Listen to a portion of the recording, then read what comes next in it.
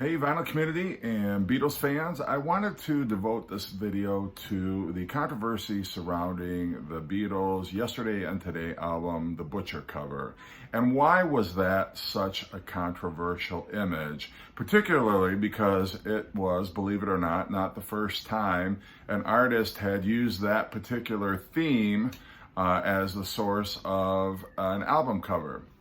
So anyway, the story behind Yesterday and Today, and this is not the actual album cover. This is a reissue on clear colored vinyl. Well, I think it's actually silver colored vinyl, but nonetheless, this is what the image actually looked like. But this album cover, the photo session was done by Robert Whitaker, who had done the covers for Rubber Soul. He also did the cover for Beatles for Sale and A Hard Day's Night and With the Beatles. So he was kind of the go-to photographer for the Beatles. And on March 25th, 1966, the Beatles went to his studio, and Robert Whitaker already had a concept in mind for the photo session. And it was a pop art piece called A Somnambulant Adventure. Robert Whitaker had followed the Beatles on their 1965 tour, and he was actually shocked at the devotion and just how rabid the fans were for the Beatles. And he wanted to do a commentary on the Beatles' fame and put it into a photo session. And I don't think at the time it was necessarily meant to be an album cover.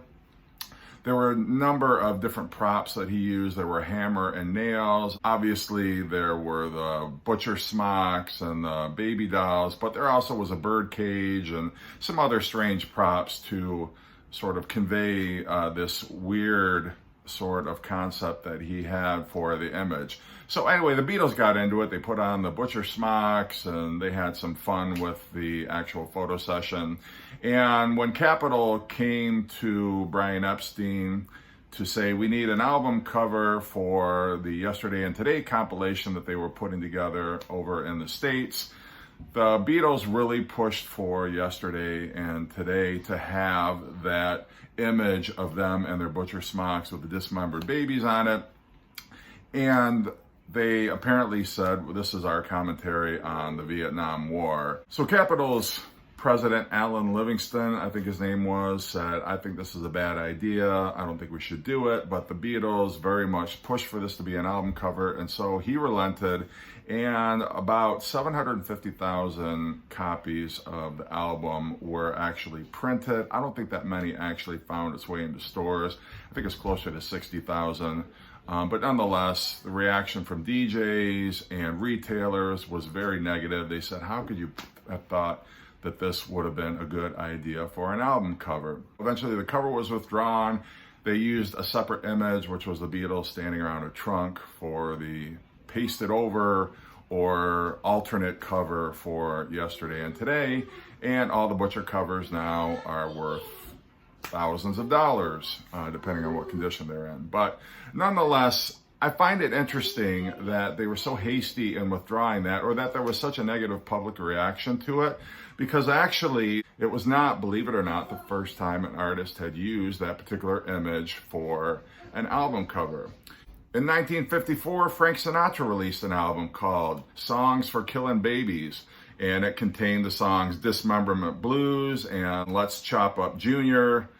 But it barely raised an eyebrow. Nobody thought twice. Nobody said, this is in poor taste. This is a bad idea. Yank it off the shelves. So if it was good enough for Frank Sinatra, I'm not sure why there was such a commotion over the Beatles. In 1962, Metro-Goldwyn-Mayer released the Elvis Presley film Killin' Babies, in which Elvis plays the role of a guitar-playing ladies' man who also happens to be a sadistic butcher. Again, nobody got upset. Nobody said, you can't show this movie, get the posters out of the theaters, this is an outrage. Why the Beatles? I don't know. And lastly, in 1963, the Johnny Cash album, The Man in the Bloody Smock, was released. Nobody said anything about it. They said, oh, Johnny Cash, it's cool. Nobody had a problem with that.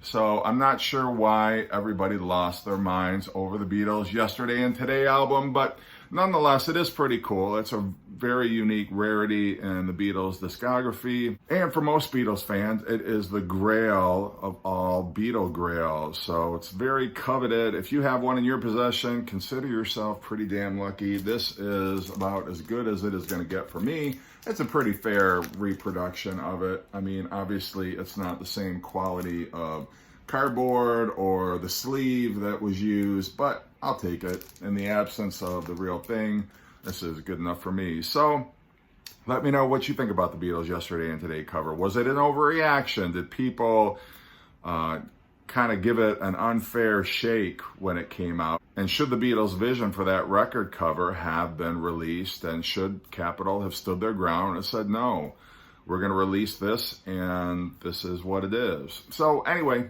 let me know your comments. As always, thanks for watching.